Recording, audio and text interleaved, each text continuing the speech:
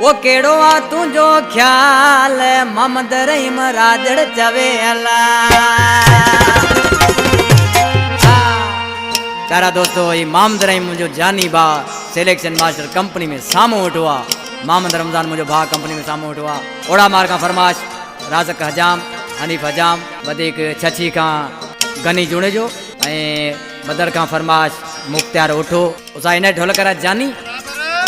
आज की नमाज से पांचे महबूब नाले छा पियो चए दोस्तन के छा पियो चए वो चंगी तरह दया वांगे सुञाणो राव को हिते जो मां आया पुराणो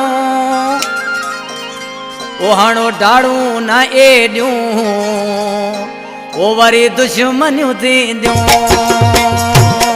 हाणो डाड़ू न एडियूं वरी दुश्मनियूं थींदियूं चंगी तरह दया वांगे सुञाणो राव को हिते जो मां आया पुराणो हाणो डाड़ू न एडियूं वरी दुश्मनियूं थींदियूं हाणो डाड़ू न एडियूं वरी दुश्मनियूं थींदियूं।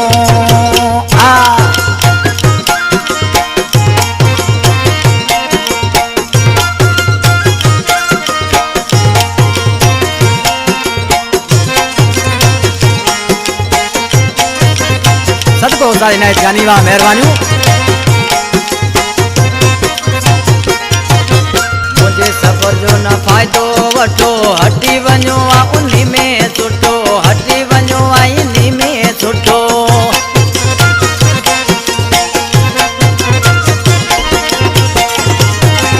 मुझे सफर जो न फायदो वठो हटी वञो आ इन्हीं में सुठो हटी वञो आ इन्हीं में सुठो गालियूं चोट चढ़ी वेंदियूं वरी दुश्मनियूं थींदियूं गालियूं चोट चढ़ी वेंदियूं वरी दुश्मनियूं थींदियूं। अशोक जानी रिकॉर्डिंग पियो करे महिरबानी थोरा था आहियूं।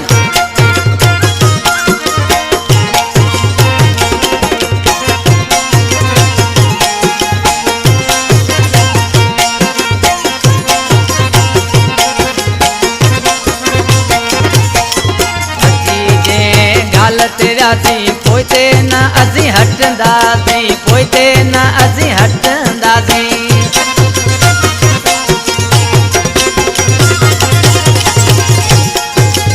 अची जे ॻाल्हि ते वियासीं पोइते न असीं हटंदासीं पोइते न असीं हटंदासीं पोइ अखियूं खुलंदियूं वरी दुश्मनियूं थींदियूं पोइ अखियूं खुलंदियूं वरी दुश्मनियूं थींदियूं।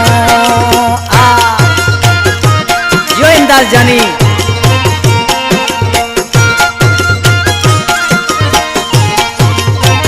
इनकलाब जो शायर अल्लाह वरायो हजाम वो तो ओड़ा मार जो वेठला छा तो थे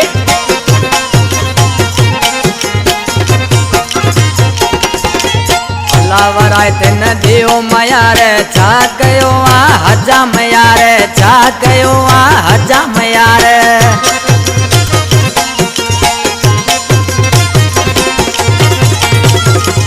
अल्लाह वराए ते न दियो मयार छा कयो आ हजाम यार छा कयो आ हजाम यार थी ज़ाहिर को वेंदियूं वरी दुश्मनियूं थींदियूं थी ज़ाहिर को वेंदियूं वरी दुश्मनियूं थींदियूं चंगी तरह दया वांगे सुञाणो राव को हिते जो मां आया पुराणो हाणो डाड़ू न एडियूं वरी दुश्मनियूं थींदियूं हाणो डाड़ू न एडियूं वरी दुश्मनियूं थींदियूं।